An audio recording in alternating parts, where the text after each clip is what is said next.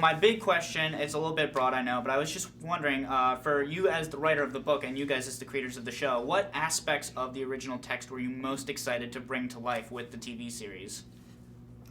I was most excited to see the Wednesday Shadow relationship actually made flesh. I was most excited to see the women's parts expanded because the novel had a finite number of pages and most of it was from Shadow's point of view. So I always felt like I was frustrated that I couldn't really go off and spend lots of time in the heads of the women in the book. And I was also thrilled that we got the racial makeup of the characters, the racial diversity, which wasn't a colorblind casting. It was a very specific kind of casting, and I was hoping to see that and thrilled that we got it. Wonderful, excellent. And how about you two? I was, one of the very first things that Michael and I did when we sat down to talk about the show was to remind each other of the things that stood out when we first read the book 15 years ago at that time. And we both mentioned Salim and the Jinn as a story that was something that we felt we could do well by. And that is probably one of the most aggressive, surreal, sexual scenes committed to film for two gay Muslim men. Shadow meeting Lucy Ricardo always stood out. The Zori sisters was always a personal favorite. Essie Tregowan, which, spoiler, we've renamed her Essie McGowan because we've changed what town she comes from or where she comes from exactly. And Shadow meeting Wednesday for the first time. Those were all scenes that I just remembered very vividly from my first read many, many years ago. Awesome, very Can't cool. wait to see. Yeah, one thing that you guys have talked about in the past is a big theme of this book and now series being immigration. Mm-hmm. So I was just wondering if you all could go a little bit more into depth of like how you try to portray these different stories of coming to America in the series, because you do have a lot of these vignettes that are all very powerful, and I just wondered also what makes it so prevalent in today. Because yeah, there's a little that's coming back up a little bit, and.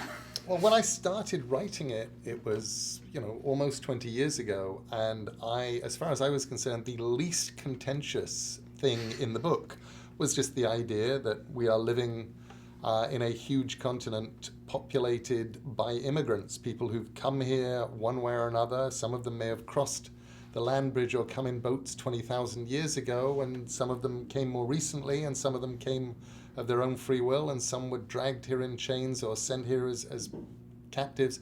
But the idea that this is an immigrant country, that seemed, and that the country has benefited from the fact that that's people come here from all over.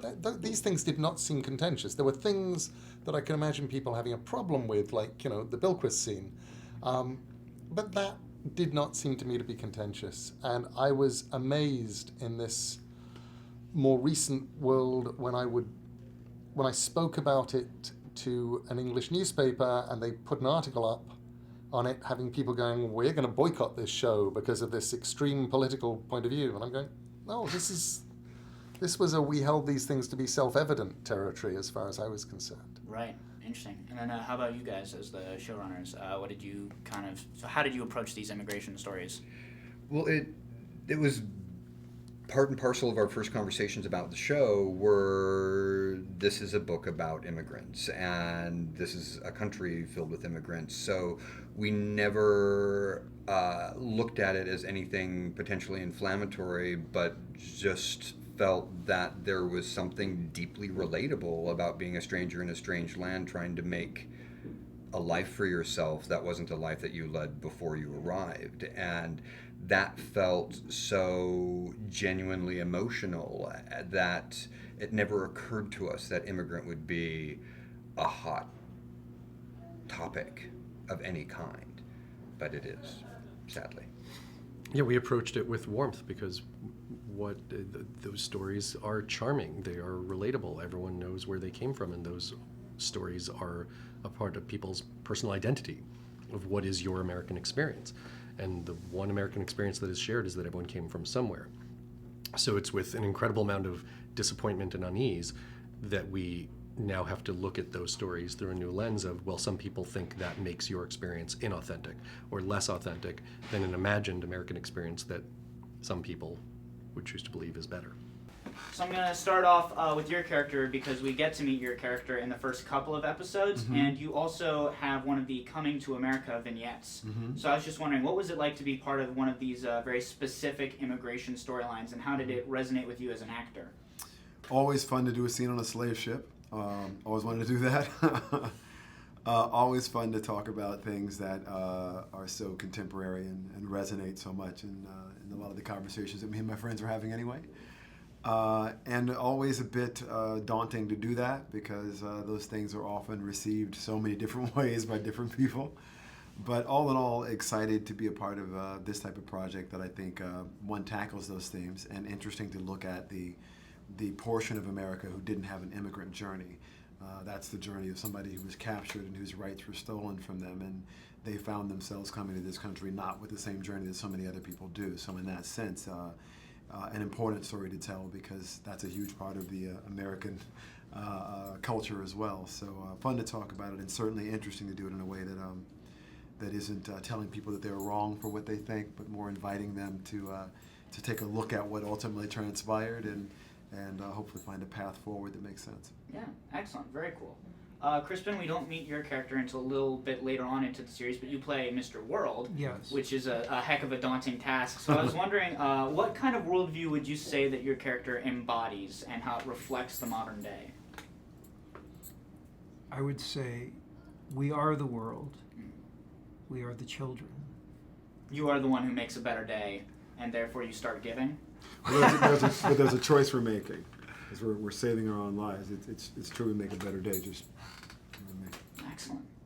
Well, yeah, I mean, there's a bit of humor with what I was saying there, but there's also this whole piece works in metaphor, and metaphor is not something that we're seeing so much of in these past 30 years of corporately funded and distributed entertainment media, and metaphor is so important, and really we're kind of starving for it.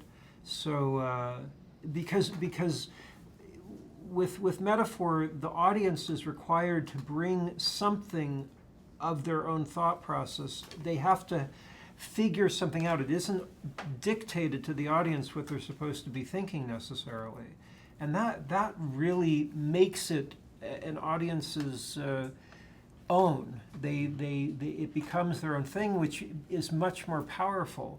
So this piece is so well written. It was just evident that it was a good thing to be a part of. So I'm grateful to be a part of it. Excellent, very cool. Yeah, I guess it's kind of like what you were saying, where it's not so much telling an audience what to think, but kind of presenting them with something and letting them. That's awesome. That's very cool. So I don't know if either of you were familiar with the source material of Gaiman's original book, and then also for your character who actually got a spin-off book. Were you familiar with one or both of those texts before you launched the project? read both, fan of both.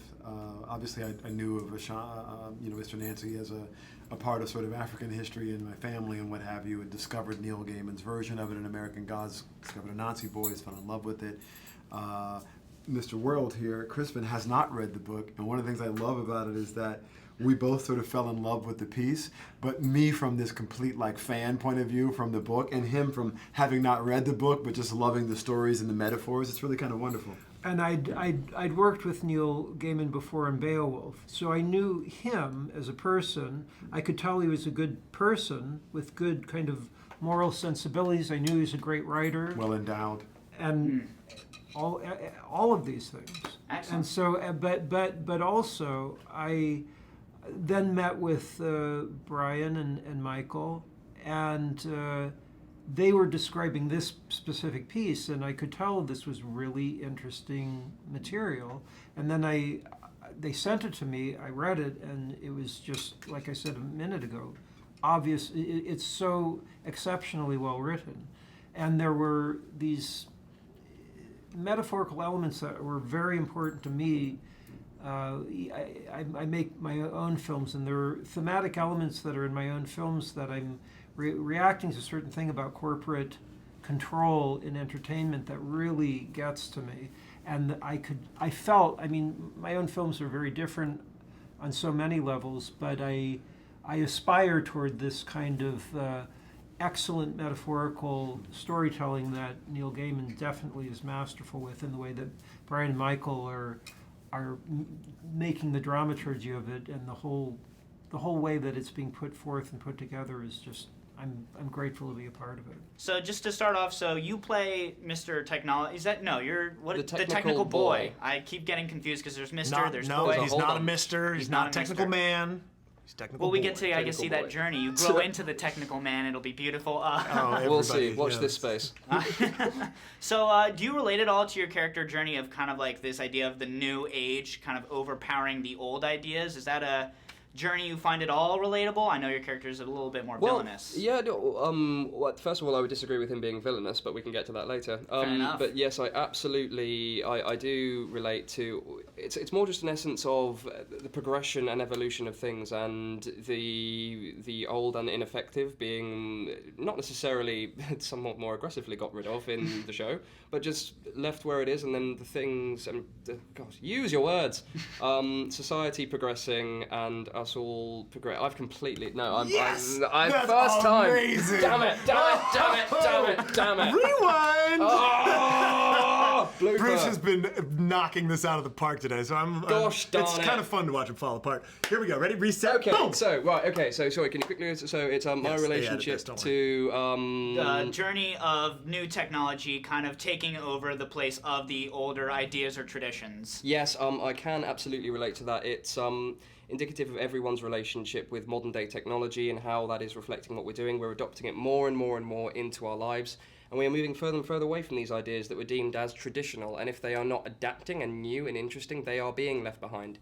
And I can relate to that. There's no judgment on that. I'm not saying it's right or wrong, but it is something that we are all integrating more and more into our lives, and we're sprinting towards it more and more as we go on. So yes, I can. I think we all can. I think us as a society, I think that's straight up what we're doing, and whether we're okay with that or not is a personal choice. Beautiful, excellent. So how do you relate to your character journey of coin collecting? No, I'm kidding. Well, I'm a huge coin collector, and so I just kind of took the role because of that. Wonderful. No, you play... You left me no out there except for that, so you really gave me my lines on that one. No, the more serious question. So Yeah. you play one of the least conventional leprechauns I've ever seen, which is beautiful. And you're neither a god nor a human. So I was just wondering, how do you feel your character relates to this world? And what is so great about playing this very specific character who's so unique in the show? Well, what's not great about it? I mean, he's a 6'5", red-headed, mohawked, bearded leprechaun who fights for fun. I mean, you just put it on paper, it's going to be a gas. So I had a great time, have been having a great time, will continue to have a great time bringing him to screen. And he fits in the sense that, you know, he's a demigod, not a full god. He's been brought from Ireland by the people that worshipped him there and believed in him there, and abandoned consequently on these shores for more interesting and shiny products. And so he's got all of that baggage of being left behind and losing worship, and the chip on the shoulder that comes with that, and wanting to try to reestablish himself in some form in this culture. Awesome. And then specifically when you go searching after that one coin that Shadow took from you, it's a lot about this idea of kind of getting your mojo back. Is that also a character journey that you found very interesting or relatable? Yeah, I mean, who can't relate to the idea that you lose your life force and your spark in someone of the opposite sex or the same sex, depending on what your interests are. We've all had that journey of giving our mojo to somebody else and losing it along the way, and then trying to find it in someone else. So that's the journey of him through the season, is trying to get his spark back from old dead wife. Awesome, excellent. Classic old dead wife. Old dead Oh, wife. we've all been there. Oh yeah, and then Bruce, I hate to use this word, but I think a lot of Use people it. when they see your character, their mind Gorgeous, yeah. immediately gorgeous, Beautiful. right off the bat. Yeah. Stunning. Sorry. No, It's such a dick. look, objectively you are correct. No, but also one I think word he's that flirting with you. Oh, a really? little bit. Oh, don't tip him off. Pablo. Don't tell me. I'll get nervous. But also, I think one word that comes up a lot is this idea that you are this like millennial stereotype, Sure. and I don't necessarily think that you do fit that. And I was wondering, what are your thoughts of how your character goes beyond this idea of what the millennial is, or that garbage stereotype? Yeah, sure, absolutely.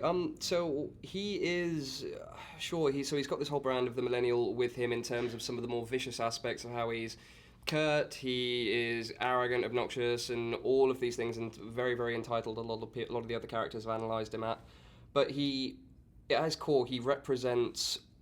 He's a reflection of society. So yes, that is a part of it, but he also represents the potential of technology to help, and what technology is doing in our society, how it is changing things.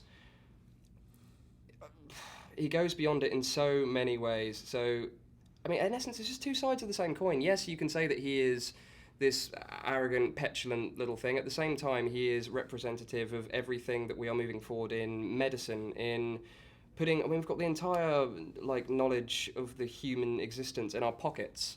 So he goes beyond... I suppose the real crucial point is he doesn't really care if people understand him, because he literally thinks faster than they do and doesn't really care what they think. So I guess that's just something to bear in mind, but that doesn't necessarily make him a arsehole. It just makes him his own creature, I guess. And as a representation of our relationship to technology in whole, he's much more than a representation of just one generation of people. I mean, Yes, one of generation course. of people are maybe more influenced by technology or spend more time doing it, but he is technology and how we use it, and old people